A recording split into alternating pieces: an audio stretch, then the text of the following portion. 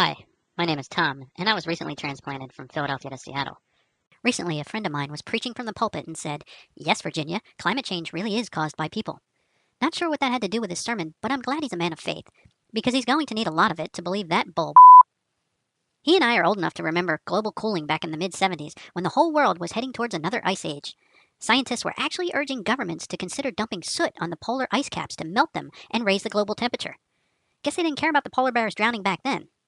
Then in the 80s and the 90s, they found that the temperature was actually rising, so they abandoned the global cooling idea and renamed it global warming. In 2006, Al Gore came out with his movie, An Inconvenient Truth, that admonished us to use less fossil fuel in order to keep the rising seas at bay, pun intended. But he failed to mention both the amount of gas that he used in his private jet to spread his claims around the world and his home in Tennessee that uses 21 times more electricity than the national average. Then a few years ago, NASA published a report that Antarctica wasn't actually melting. It showed a net gain of 112 billion tons of ice between 1992 and 2001, and another 82 billion tons between 2003 and 2008. Now, we already used up the global cooling moniker, so we shifted from global warming to climate change. I must admit, this is a brilliant move, since now it doesn't matter if it's getting hotter or colder, it's still a change, and the name still fits. So, what can we do to stem the change and keep our climate at comfortable room temperature year round? Well, we can stop burning coal and convert to wind power. Right now, wind produces 3% of electricity in the US while coal produces 30%. Inconvenient fact. Those windmills kill 500,000 birds and 1 million bats every year. So if we ramp up wind to replace coal, we only have to sacrifice another 45 million winged creatures.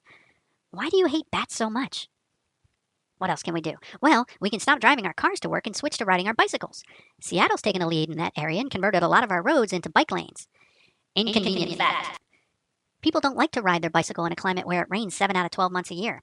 As a result, cars are funneled into fewer roads, causing more traffic jams, which prolongs commutes, which exacerbates emissions. And speaking of emissions, try sitting next to someone in a meeting who has just biked to work. Phew. What else can we do? Well, we could stop eating beef because scientists now say that cow flatulence is the leading contributor to the greenhouse effect. Some of these geniuses actually want to strap a fart collecting backpack to these poor creatures. Inconvenient fact. Where to start? Okay, number 1, it's not a good idea because these cows are yummier than chicken regardless of what they tell you. Number 2, if everything poops, it's reasonable to assume that everything farts, so isn't this just the first step to making everyone a vegetarian?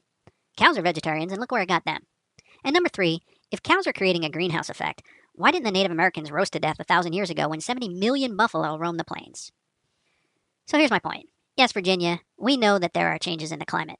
They happen every 3 months or so. They're called seasons. Try not to overreact.